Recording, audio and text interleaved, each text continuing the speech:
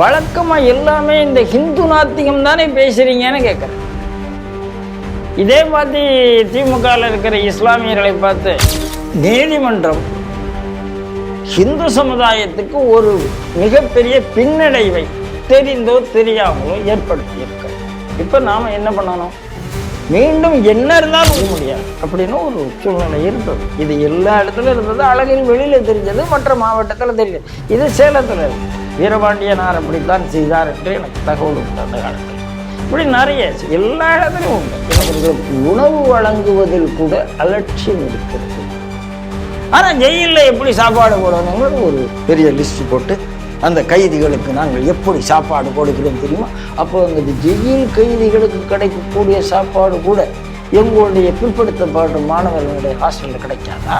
போகாத வீட்டுக்கு முகமது யூனிஸ் வழிதேடுகிறார். இது வங்காளத்துக்கு நல்லதில்லை, அவருக்கும் நல்லதில்லை. மோடிட்ட சரண்டர் ஆகிறது அவருக்கு நல்லது.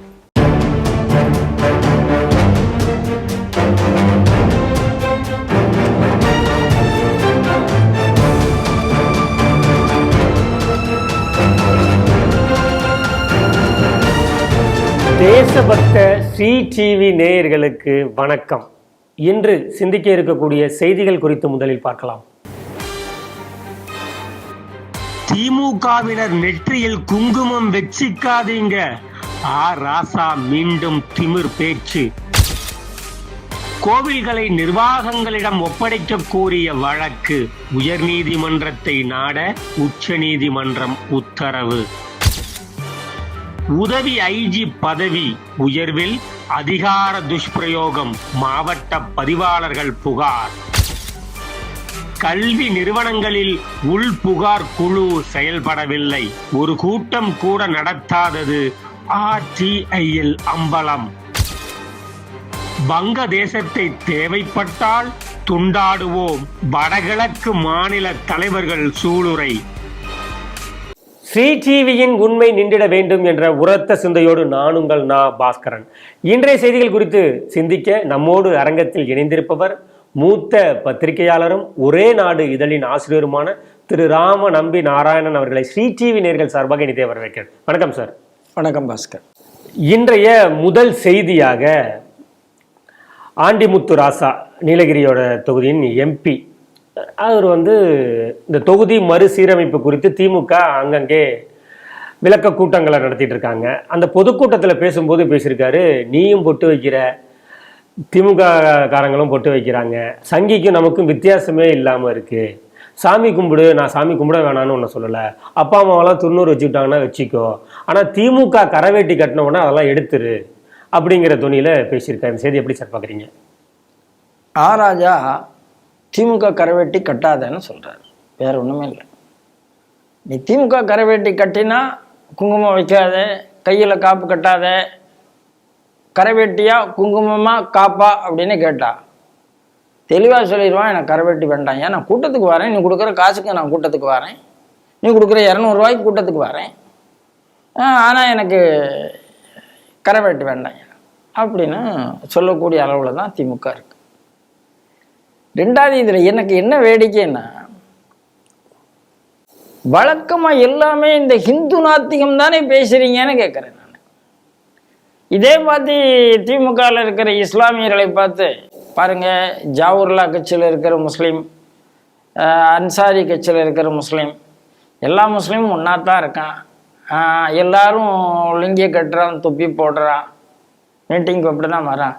கரவேட்டி கட்டின உடனே நீங்கள் தொப்பியெல்லாம் தள்ளி வைத்து விட்டு, லுங்கியெல்லாம் தள்ளி வைத்து விட்டு, நீங்களும் நல்லபடியாக நாலு முளை வேஷ்டியோட இப்படித்தான் வரணும் அப்படின்னு அவர் சொல்லுவாரா? சொல்ல மாட்டார். நிறைய கிறிஸ்தவ கூட்டத்துக்கு போகிறாங்க, அங்கே ஜபிக்கும் போது முக்காடு போட்டுத்தான் ஜபிக்கிறார்கள். அங்கெல்லாம் போய் ஓட்டு கேட்குறாங்க. நாங்கள் திமுக வரும்போது நீங்கள் அப்படி செய்ய வேண்டாம் அப்படின்னு சொல்லுவாங்களே? சொல்லவே மாட்டாங்க, சொல்ல முடியாது. அதாவது மீண்டும் மீண்டும் இவர்கள் ஹிந்து நாத்திகம் தான் பேசுகிறார்கள். ஹிந்து நாத்திகம் பேசினா தனக்கு மரியாதையை நினைச்சிட்டு இருக்கிறார். நான் என்ன கேட்கிறேன், உங்க திமுகவினுடைய தலைவர், அன்றைய தலைவர், இன்றைக்கு உயிரோட இல்லை, கருணாநிதி, அந்தியூர் செல்வராஜை பார்த்து நெத்தியில் இருக்கிறது ரத்தம் தானேன்னு கேட்டார். கேட்டாரா இல்லையா? நீங்களே எஸ்ரா சர்க்குணத்தில் பார்த்து அன்னைக்கு இதில் என்ன கழுத்தில் என்ன போட்டிருக்க, ஒரு கொலைக்கருவியை போட்டிருக்கிறியே, ஏய்யா அது கிறிஸ்து இயேசுவை கொன்ன இடமாச்சு, அதை ஏன் போட்டு இருக்கிறாய் அப்படின்னு கருணாநிதி கேட்டது இல்லையே, கேட்க முடியாது. இதே கருணாநிதி அந்தியூர் செல்வராஜுக்கு என்னென்ன அவமானங்கள் நடந்தது என்று நமக்கு தெரியும். 2 மேடை இதே திமுக தானே போட்டிருந்தார்கள் என்று நமக்கு வந்திருக்கிறது, இல்லை என்று நாங்கள் மறுக்க முடியுமா? 2 மேடை போட்டிருந்தார்கள் அல்லவா? அதனால ஆராசாவுக்கு ஹிந்து விரோத ஒரு எண்ணம் இருந்து கொண்டே இருக்கிறது. இப்போ ஆராசா உண்மையிலேயே ஒரு இது பேசணும்னு நினைச்சா, இது வேடிக்கையாக கேட்குறேன், ஆராசா அவர்களுக்கு தைரியம் இருக்குமானால், இப்போ நேற்று தான் ஒரு மூத்த திமுக தலைவர் சொல்லியிருக்கிறார், ஃபர்ஸ்ட் லேடி அப்படிங்கிற வார்த்தையை திமுக உபயோகம் செய்திருக்கிறது. யார் ஃபர்ஸ்ட் லேடி? நேச்சுரலா ஸ்டாலினுடைய திருமதி தான் ஃபர்ஸ்ட் லேடி. உண்மையிலேயே தெய்வ கடாட்சியமாக ஒரு தமிழ் பெண் எப்படி இருக்குமோ அப்படி இருக்குவாங்க.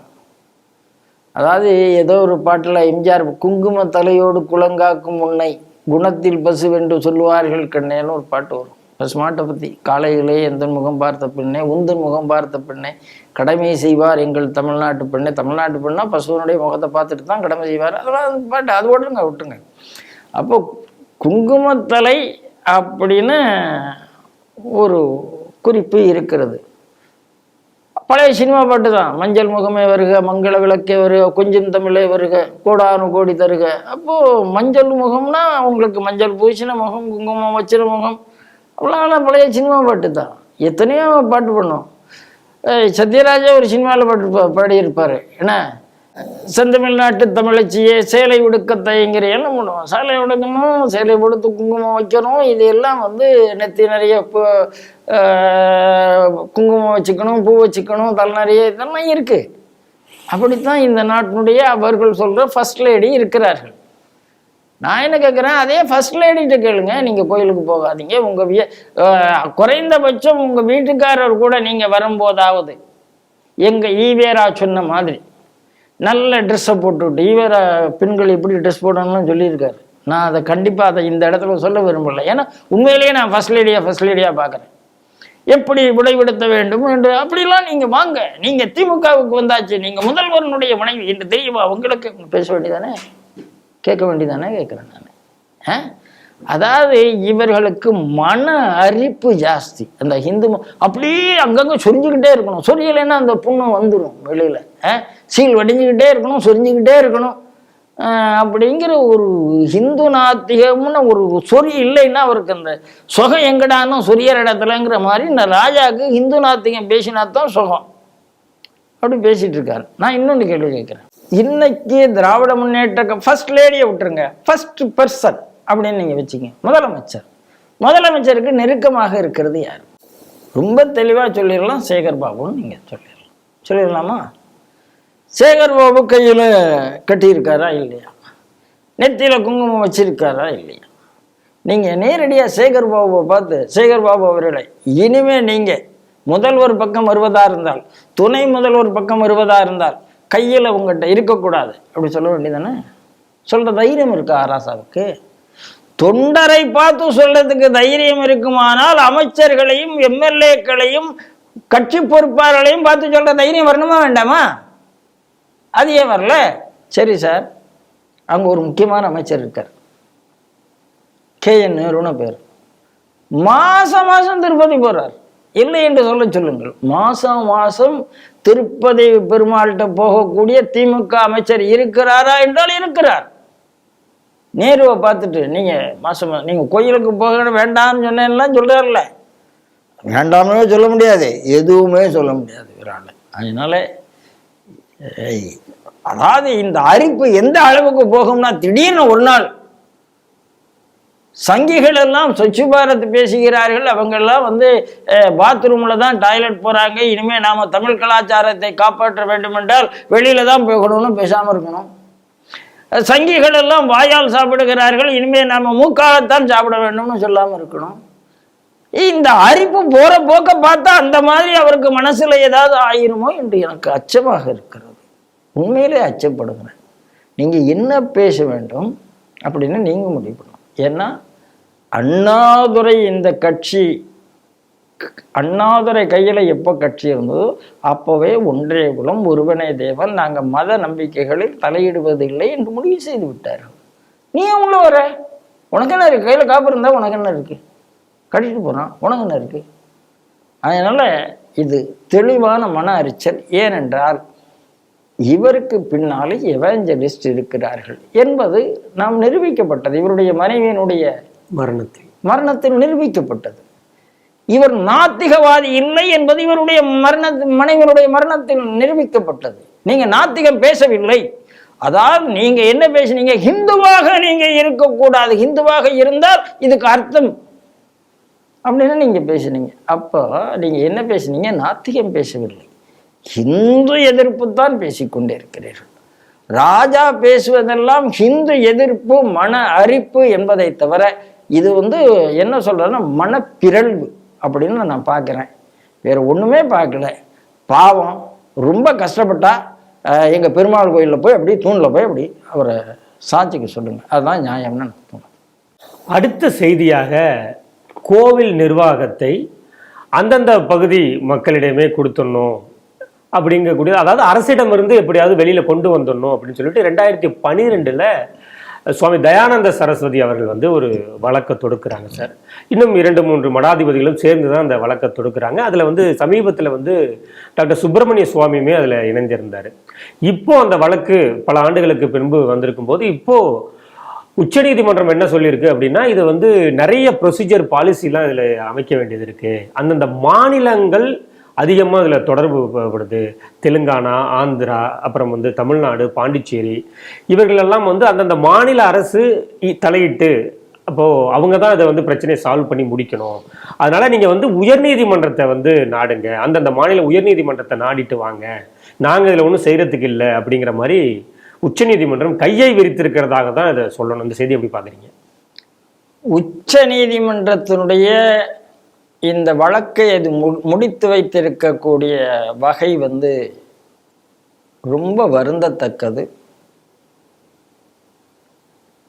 வருந்தத்தக்கதுங்கிறத மாறி அதையும் தாண்டி மிகப்பெரிய இந்து சமுதாயத்துக்கு பின்னடைவை உச்ச நீதிமன்றம் ஏற்படுத்தி இருக்கிறது. அப்படித்தான் என்னுடைய கருத்து. உச்ச நீதிமன்றம் 2012 13 வருஷம் விசாரிக்கிறதுக்கு 2012 அதை சொல்லிட்டு போயிருக்கலாமே. 13 வருஷமா அவங்களுக்கு ஒரு கேஸை விசாரிச்சு நீங்க கீழ்கோர்ட்டுக்கு போங்கன்னு சொல்லதுக்கு 13 வருஷங்கிறத என்னால் புரிஞ்சுக்க முடியல. அதுக்கு இவ்வளவு வருஷம்லாம் தேவைப்படாது. அப்போ உச்ச நீதிமன்றம் எங்கேயோ ஒரு இடத்தில் தெளிவாக தடுமாறி இருக்கிறது அப்படின்னு தான் பார்க்குறேன். ஐ அட்ரிபியூட் நோ மோட்டிவ், ஆனால் தடுமாற்றம் வந்திருக்கிறது என்பதை நான் பார்க்குறேன். ரெண்டாவது, நீங்க என்ன சொல்றீங்க? அந்தந்த மாநிலத்துக்கு போய் கேளுங்க. தமிழகத்தில் அறநிலைத்துறைக்கு தாப்புல எண்ணற்ற கேஸுகள் நம்ம டிஆர் ரமேஷ் போட்டிருக்காரு. என்ன கொண்டு இருக்கிறது? கிட்டத்தட்ட ஏகப்பட்ட கோயில்களை மீண்டும் அந்த பழைய நிர்வாகிகளை அவருடைய ஒப்படைக்க சொல்லி, முக்கியமாக 60-50 கோயிலுக்கு வந்தாச்சு. ஒப்படைத்து இருக்கிறார்களா? ஒப்படைக்கலையே.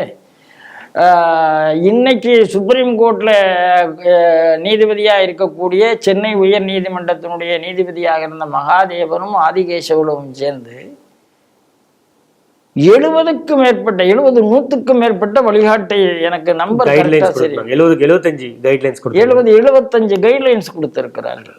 அந்த 75 கைட்லைன்ஸை ஏதாவது ஒன்னாவது தமிழ்நாடு அறநிலைத்துறை செய்திருக்கிறதா என்று சொல்லுங்கள். அப்ப நீங்க உயர் நீதிமன்றத்துக்கு போங்கள் என்று சொன்னால், உயர் நீதிமன்றத்தில் நீதி இல்லாமல் தான் அவர்கள் உச்ச நீதிமன்றத்துக்கு வந்திருக்கிறார்கள் நான் நினைக்கிறேன் இந்த விஷயத்துலையும். ஏன்னா எந்த விஷயத்துக்கு போனாலும் இப்போ இதுல கேரளா, இப்ப ஆந்திரா, தமிழ்நாடு, பாண்டிச்சேரி அப்படின்னு சொன்னா இவர்கள என்ன டிஃபரன்ஸ் இருக்கு அறநிலையத்துறையில? எனக்கு ஒன்றும் புரியவே இல்லை. எந்த டிஃபரன்ஸும் இல்லை. எல்லா இடத்துலையும் ஐதீகம் ஒன்றாகத்தான் இருக்கிறது, ஆகமம் ஒன்றாகத்தான் இருக்கிறது. எல்லா இடத்துலையும் அரசு காசை அவர்கள் தான் அனுபவித்து கொண்டு இருக்கிறார்கள். அதனால மொத்தமாக தானே போடணும். ஒவ்வொரு மாநிலத்திலையும் போட்டு எந்த மாநிலமாவது நான் இதை என் கையில் இருக்க கொடுக்க மாட்டேன், நான் வச்சுக்க மாட்டேன், நான் நிர்வாகத்தில் கொடுக்க போறேன்னு சொல்ல போதான் என்ன? ஒரு மாநிலமும் சொல்லாது. மாநிலம் சொல்லாதுங்கிறதுனால தான் இப்போ நான் மாநிலத்தில் ஒரு கேஸை போடுறேன். கேஸை போட்டால் மாநில அரசு என்ன சொல்லும்? இல்லை நாங்கள் கொடுக்க மாட்டோம்னா அரசு வக்கீல் சொல்லுவார். கொடுக்க மாட்டோங்கிறதுக்கு அவர் என்ன காரணம் சொல்ல முடியும்? இதெல்லாம் கோர்ட்லேயே தெரியுமே. இவர்கள் அதெல்லாம் சொல்லித்தானே கேஸ் போட்டிருக்கிறாங்க. ஆகையினால உயர்நீதிமன்றம் தப்பு செய்திருக்கிறது, இதில் சந்தேகம் இல்லை. ஆனால் கேஸ் முடிந்து போய்விட்டது, அதாவது முடித்து வைக்கப்பட்டதாகத்தான் நான் அதை பார்க்குறேன். திருப்பி ஜீரோலேருந்து ஆரம்பிக்கிறதுங்கிறது எவ்வளவு தூரம் போகுங்கிறது எனக்கு தெரியாது. ஆனால் யார் வழக்கு இப்போ தயானந்த சரஸ்வதி இல்லை, அவர் போட்ட வழக்கில் சுப்பிரமணிய சாமி இம்ப்ளீட் ஆகிறார். ஆக்சுவலாக அவரே தான் அந்த வழக்கு இது பண்ணார்னு நினைக்கிறேன். அப்போ என்ன ஆகும்னா, இனிமே இதை யார் போடுவா? தயானந்த சரஸ்வதி மாதிரி ஒரு தைரியமான ஆள் இல்லை. அன்னைக்கு அவருக்கு அந்த தைரியம் இருந்தது. இன்னைக்கு எந்த மடாதிபதிக்கு முதல்ல இதை போடுறதுக்கு தைரியம் வரும்னு சொல்லுங்க. இல்லை அவர்களே திருப்பி போடக்கூடிய அதே டீம் இப்போ இருக்குமா என்று சொல்லுங்கள். அன்னைக்கு தயானந்த சரஸ்வதி பின்னால் இருந்த 2018 2000 அந்த காலகட்டத்தில் இருந்த பெரிய பெரியவர்கள் இன்னைக்கு இதே வேலையை செய்ய வருவார்களா சொல்லுங்கள். அப்போ தெளிவா ஒரு பீரியாடிசிட்டி பார்த்து ஒரு விஷயத்தை ரொம்ப லாபகமாக தள்ளிவிட்டு இருக்கிறார்கள் அப்படின்னு நான் இதை பார்க்குறேன். இல்லை, இன்னொரு அப்சர்வேஷனும் அதில் சொல்லியிருக்காங்க. இதில் வந்து சோசியல் எக்கனாமிக், அப்புறம் வந்து கல்ச்சரல் இஷ்யூஸ், அப்புறம் வந்து ரிலீஜியஸ் ஆஸ்பெக்ட்லையும் பார்க்க வேண்டியது இருக்குது. அதனால இது மாநில அரசின் வழியாகத்தான் இது வரணுங்கிற மாதிரி சொல்லியிருக்காங்க. இல்லைங்க, எனக்கு அந்த புரியுது. இதில் சோசியல் எக்கனாமிக்ஸ் இருக்கா, இருக்குது. கல்ச்சர் இருக்கா, இருக்குது. ரிலிஜியன் இருக்கா, இருக்குது. அதெல்லாம் தெரியாமல் அவர்கள் தயானந்த சரஸ்வதி மாதிரி ஒரு இவர் வந்து அதெல்லாம் தெரியாமல் போனாருன்னு நீங்கள் சொல்கிறீங்களா? என்னால் அதைத்தான் புரிந்து கொள்ள விடவில்லை. நீதிபதிகளுக்கு இதை புரிந்து கொள்ள முடியவில்லை நான் நினைக்கிறேன். சரிங்க, உங்களுக்கு அந்த மாதிரி ஒரு பிரச்சனை இருந்தால் நீங்கள் என்ன செய்யலாம்? அதுக்காக ஒரு பேனலை வைக்கலாம். அந்த பேனல்லேருந்து கருத்து கேட்க முடியும். அந்த பேனல் அந்தந்த மாநிலத்துக்கு போய் அந்த மாநிலத்தினுடைய கருத்தை சேகரித்து வர முடியும். எத்தனையோ வழிமுறை இருக்குங்க. டிஸ்போஸ் பண்ணுறது வழிமுறை இல்லைன்னு நான் நினைக்கிறேன்.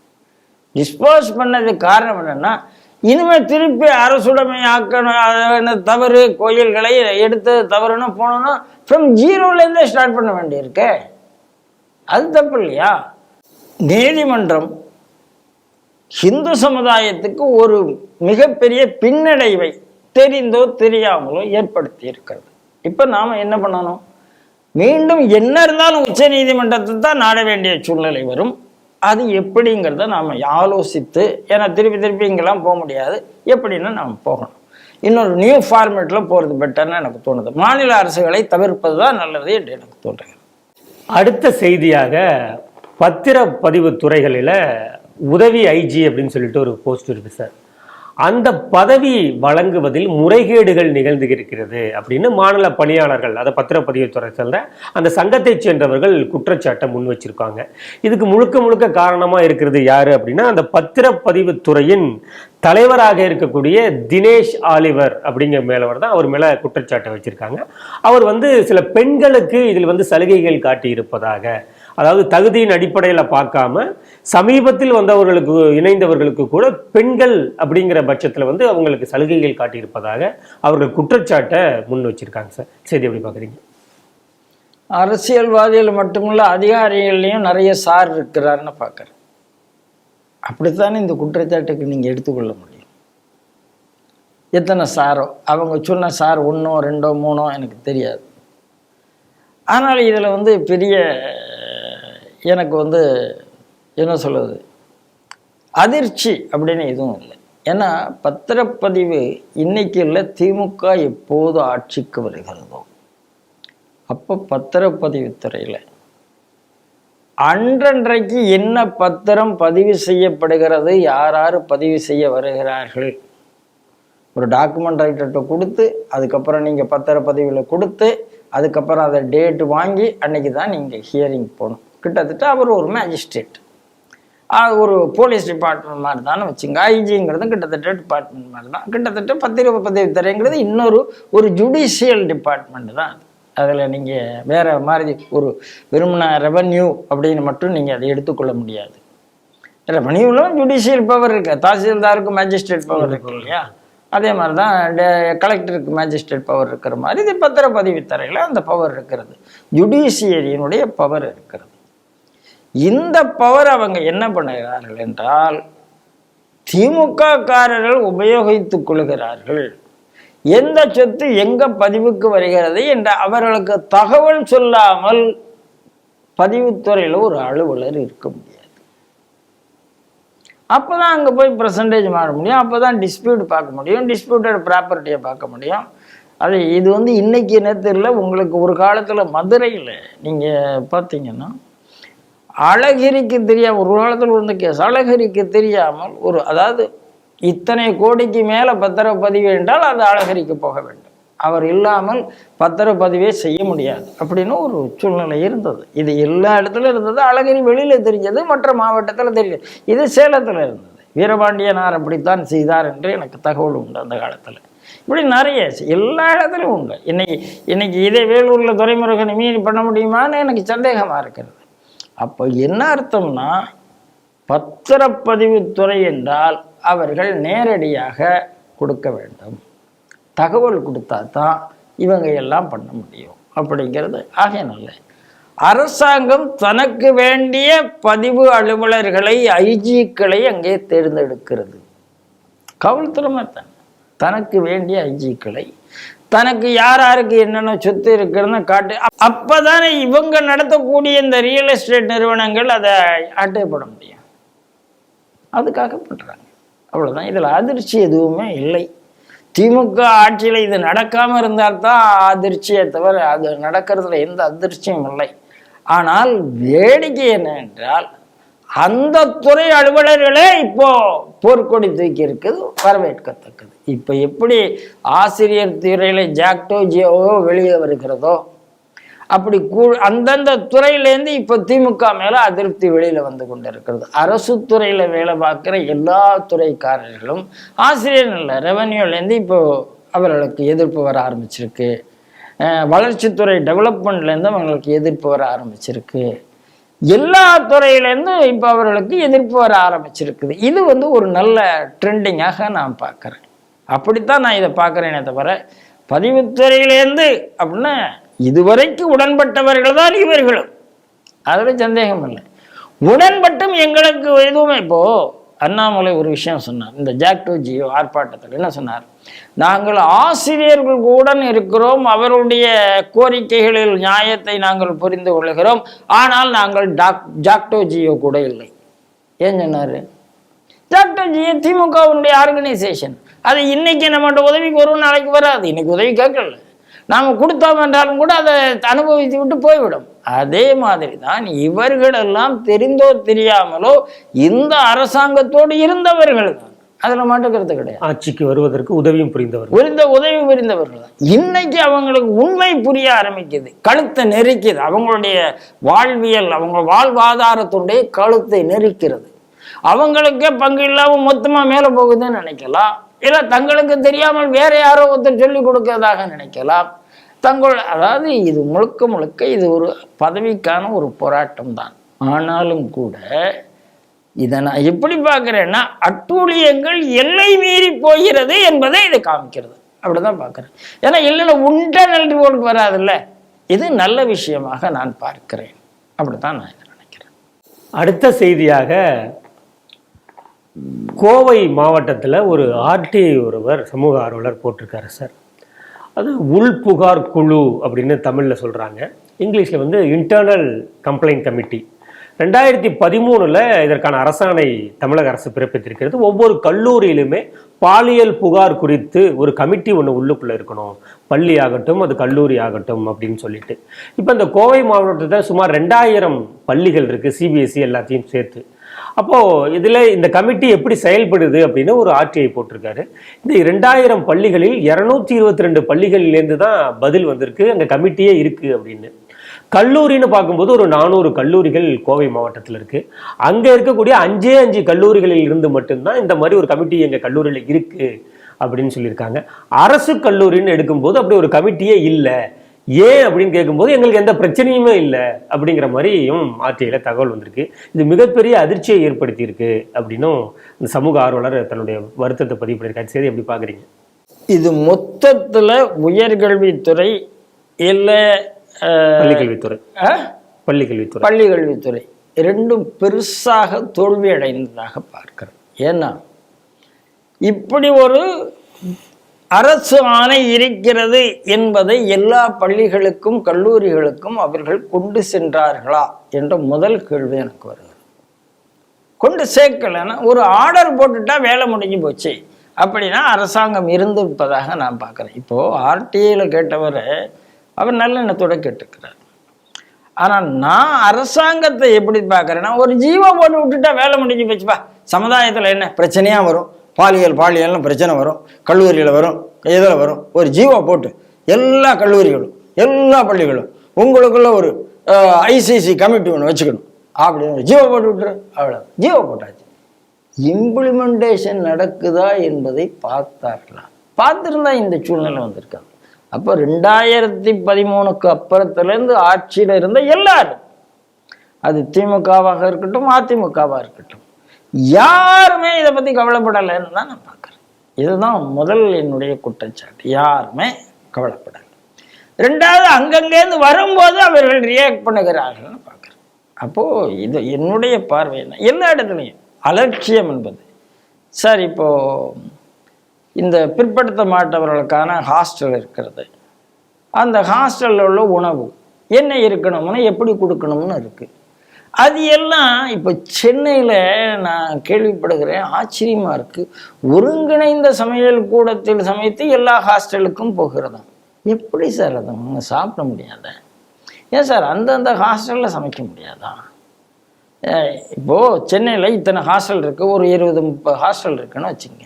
ஒருங்கிணைந்த சமையல் கூடத்தில் சமைச்சு 30 ஹாஸ்டலுக்கு போகிறதுன்னு என்னன்னு எனக்கு புரியவே இல்லை. அப்போது அந்த அளவுக்கு உங்களுக்கு ஸ்டாஃப் போடுறதுக்கு முடியலையா, சமையல்காரர் போட முடியலையா, ஹாஸ்டலில் போட முடியல? அப்போ என்ன அர்த்தம்? உங்கள் நிர்வாகத்தில் அவர்களுக்கு உணவு வழங்குவதில் கூட அலட்சியம் இருக்கிறது. ஆனால் ஜெயிலில் எப்படி சாப்பாடு போடணுங்கிறது ஒரு பெரிய லிஸ்ட் போட்டு அந்த கைதிகளுக்கு நாங்கள் எப்படி சாப்பாடு போடுகிறோம் தெரியுமா? அப்போ அங்கே ஜெயில் கைதிகளுக்கு கிடைக்கக்கூடிய சாப்பாடு கூட எங்களுடைய பிற்படுத்தப்பட்ட மாணவர்களுடைய ஹாஸ்டலில் கிடைக்காதா? நியாயம் இல்லையா இது?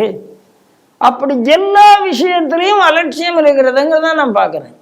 இந்த பாலியல் விஷயங்கிறது நீங்கள் எங்கள் கல்லூரியில் நடக்கலை, நீங்கள் ஒரு கமிட்டி வைத்தீர்களா அப்படின்னு ஒரு கேள்வி ஏன் கேட்க முடியவில்லை? அதுதான் அவர் கேட்குறார். அதுதான் கேட்குறார். கமிட்டின்னு ஒன்று இருந்தால் ஒரு பயம் என்று ஒன்று வருமா இல்லையா? அந்த விழிப்புணர்வு இருந்தா மாணவர்களோ, அதாவது இந்த கல்லூரியின் ஐசிசி கமிட்டி இவர் அதுல என்ன இருக்கு, ஒரு பெண் தான் தலைவராக இருக்க வேண்டும்னு ஒரு விதி இருக்கு. இத்தனை உறுப்பினர் இருக்க வேண்டும்னு இருக்கு. 50% பெண் உறுப்பினர்கள் இருக்கு, 50% பெண் உறுப்பினர் இருக்க வேண்டும்னு இருக்கு. அப்போ நீங்க உங்க ஸ்கூல் நோட்டீஸ் போர்டில், காலேஜ் நோட்டீஸ், நம்ம ஐசிசி கமிட்டி இவர்கள் தான் ஃபோன் நம்பர் அப்படின்னு கொடுத்தா முதல்ல அதுலேயே ஒரு பயம் வருமா வராது? அதை ஏன் செய்யலை? இது என்ன பெரிய, இதில் என்ன பெரிய விஷயமா இருக்குது? ஒரு பிரின்சிபலுக்கோ ஒரு ஹெட் மாஸ்டருக்கோ என்ன கஷ்டம் இருக்குது? ஒரு மேனேஜ்மெண்ட்டுக்கு என்ன கஷ்டம் இருக்குது? ஒரு கஷ்டமும் இல்லையே. அப்படின்னால் இப்போ இந்த ஆர்டிஐ போனதுக்கப்புறம் கூட ஒரு பள்ளி கல்வித்துறையும் உயர்கல்வித்துறையும் முளைத்து கொண்டு இதெல்லாம் பண்ணணும்னு சொன்னால் பண்ணிடுவாங்க. ஆனால் இவர்கள் விரும்பவில்லையா அப்படின்னு அடுத்த கேள்வி வருது. இவர்கள் விரும்பவில்லையா? ஏன்னா எல்லா இடத்துலையும் யார் பாலியல் துன்புறுத்தல் உள்ள போகிறாங்கன்னா எக்ஸ்டர்னல் ஏஜென்சி இருக்கிறது. யூனிவர்சிட்டிக்குள்ளே அது எக்ஸ்டர்னல் ஏஜென்சி தான். அண்ணா யூனிவர்சிட்டியில் பல இடத்துல வரக்கூடிய புகாரில் எக்ஸ்டர்னல் ஏஜென்சியை பற்றி நமக்கு வந்து கொண்டு இருக்கிறது. அப்போ எக்ஸ்டர்னல் ஏஜென்சி இருப்பதால் உள்ளுக்குள்ளே பண்ண முடியவில்லை அப்படி சொல்லுகிறார்களா? எனக்கு புரியலை, உண்மையிலேயே புரியலை. ஆகையினால இந்த ஆர்டிஐ ஒரு நல்ல ஒரு விழிப்புணர்வை தந்திருக்கிறது. இந்த ஆர்டிஐக்கு அப்புறமாவது பள்ளிக்கல்வித்துறையோ உயர்கல்வித்துறையோ விழித்து கொண்டு நீங்கள் கண்டிப்பாக போடணும், அதை டிஸ்பிளே பண்ணணும். அது உங்கள் ஹேண்ட்புக்கில் எல்லாரும் அவங்க ஹேண்ட்புக் போடுவாங்க, ஸ்கூலில் ஹேண்ட்புக் போடுவாங்க, இது போடுவாங்க, அதில் இந்த மெம்பர்ஸ் பேர் இருக்கணும். அப்படி சொன்னால்தான் நீங்கள் வெறும் ஜீவோ விட்டு அதனால் பிரயோஜனம் இல்லை. ஒரு இம்ப்ளிமெண்டேஷன் வரணும். அந்த இம்ப்ளிமெண்டேஷனுக்கான முயற்சியை பண்ணினால் 2 அமைச்சர்கள் நன்றாக வேலை பார்க்கிறார்கள் என்று நம்புவேன். இல்லைன்னா அவங்களுக்கெல்லாம் உதயநிதி பஜனை கோஷ்டியை தாண்டி வெளியில் வர முடியவில்லை என்று நான் நம்புவேன். அவ்வளோதான். இன்றைய நிறைவு செய்தியாக முகம்மது யூனுஸ், வங்கதேசத்தின் இடைக்கால பிரதமர், அவர் சீனாவோடு ஒரு வர்த்தகத்தில் இறங்கியிருக்காருன்னு தான் சொல்லணும் சார். சமீபத்தில் சீனாவுக்கு போயிருந்தாரு. அங்கே சொல்லியிருக்காரு, இந்தியாவின் வடகிழக்கு பகுதிகள் வங்கதேசத்தின் எல்லைகளால் சூழப்பட்டுள்ளது, எளிதில் அவர்களால் வங்கதேசத்தின் அந்த வங்க கடலை அணுக முடியாது அப்படிங்கிற மாதிரியார சொல்லி அதை வச்சு அங்கே பிஸ்னஸ் பண்ணுறாரு, பேரம் பேசியிருக்காரு அப்படிங்கிறது தெரிய வந்திருக்கு. இங்கே இருக்கக்கூடிய வடகிழக்கு மாநிலங்களைச் சேர்ந்த தலைவர்கள் அதற்கு எதிர்ப்பு தெரிவித்து பேசியிருக்காங்க. இந்த செய்தி எப்படி சார் பார்க்குறீங்க? அவர் அது மட்டும் சொல்ல, நாங்கள் தான் வங்கக்கடலுடைய காவலர், எங்களுக்கு தான் அதிகமாக வர்த்தகம் பண்ணணும்னு சீனாட்ட கேட்டிருக்காரு. நீங்கள் வேடிக்கை பாருங்கள், அந்த ரிவோல்ட்டுக்கு பின்னால் யார் இருந்தது அப்படின்னு கேட்டால் அன்னைக்கு இருந்த டீப் ஸ்டேட். இன்னைக்கு அந்த டீப் ஸ்டேட் உடைக்கப்பட்டு கொண்டு வருகிறது. யுஎஸ்ஐடு முடிஞ்சாலே டீப் ஸ்டேட் உடையுது. தன்னுடைய செக்யூரிட்டி ஸ்டாஃபையே இன்னைக்கு ட்ரம்ப் மாற்றுற அளவுக்கு வந்து கொண்டு இருக்கிறது. ட்ரம்ப் அடித்து நொறுக்கிட்டு இருக்கிறார். நேஷன் ஃபர்ஸ்ட்டுங்கிறதுல ரொம்ப கரெக்டாக இருக்கார். அப்போ அந்த டீப் ஸ்டேட் பண்ணதில் ஆதாயம் யாருக்கு போகணும்? டீப் ஸ்டேட்டுக்கு போகணும். ஆனால் சைனாவுக்கு வந்திருக்கிறது. இதைத்தான் ட்ரம்ப் கண்டுபிடிச்சார்.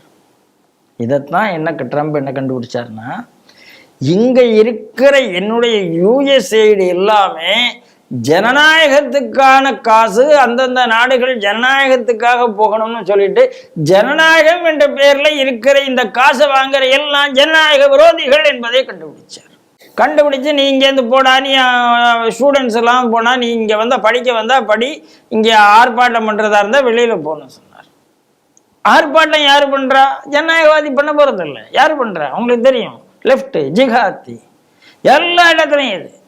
அப்போது இந்த டீப் ஸ்டேட்லேருந்து வந்ததை அந்த டீப் ஸ்டேட்டுக்கே நெருக்கமாக இருந்ததாக கருதப்பட்ட ஒரு முகமது யூனுஸ் அங்கே அனுப்பினா அவர் எங்கே போய் நிற்கிறார்? சைனாவில் போய் நிற்கிறார். அவ்வளோதான் சார், அவ்வளோதான். இந்த முதல் விஷயத்தை நாம் புரிந்து கொள்ள வேண்டும். ஏன் ட்ரம்ப் இப்படி இருக்காருங்கிறது இதில் ஒரு காரணம். முகமது யூனுஸ் யாரு? முகமது யூனுஸ் கம்யூனிஸ்ட், முடிஞ்சு போச்சு. ஆனால் இவர்கள் வந்து அமெரிக்காவோடு நட்பாக இருந்தார்கள். இந்தியாவில் இருக்கிற அத்தனை கம்யூனிஸ்டும் அமெரிக்கா பணம் வாங்கிட்டு தான் கம்யூனிசம் பேசி கொண்டிருந்தான். அமெரிக்கா பணம் வாங்கிட்டு இருந்தான் ஜனநாயகத்தை பேசுறதா சொல்லிட்டு கம்யூனிஸ்டையும் ஜிகாத்தீசத்தையும் பேசி கொண்டிருந்தான். இன்னைக்கு அது நிரூபணமாக இருக்கிறது. இது முதல் விஷயம். ரெண்டாவது, சைனாவுக்கு ஏன் போறாருன்னா, இன்னைக்கு பங்களாதேஷ் சைனா வசம் சென்று விட்டது. ஏன்னா இவர் தான் டீப் ஸ்டேட்டே கிடையாதுன்றார்ல. அமெரிக்கா எடுக்கணும்னு ஒரு ஆர்வம் இருந்தால் கூட இவர் அதெல்லாம் எனக்கு தேவையில்லையா, என் நாட்டை நல்லா பார்த்தா போதும்ட்டார். முடிஞ்சு போச்சு. அப்பா சந்தர்ப்பம் பாருடான்ட்டு சீனா கையில் எடுத்துக்கொண்டான். கையில் எடுத்த உடனே இது இவர் சீனாக்கு போறார். இவருக்கு என்ன ஆசை? இந்தியாவை உடைக்கணுங்கிறது ஆசை. எல்லா கம்யூனிஸ்டுகளுக்கும் உள்ள ஆசை தானே. நம்ம ஒரு கம்யூனிஸ்டுக்கும் அதுதான் ஆசை. அப்போ என்ன சொல்றாரு? இந்தியாவின் வடகிழக்கு மாநிலங்களை உடைக்க வேண்டும் என்பதை மறைமுகமாக சீனாவுடன் பேசுகிறார். அதுதான் செய்தியே.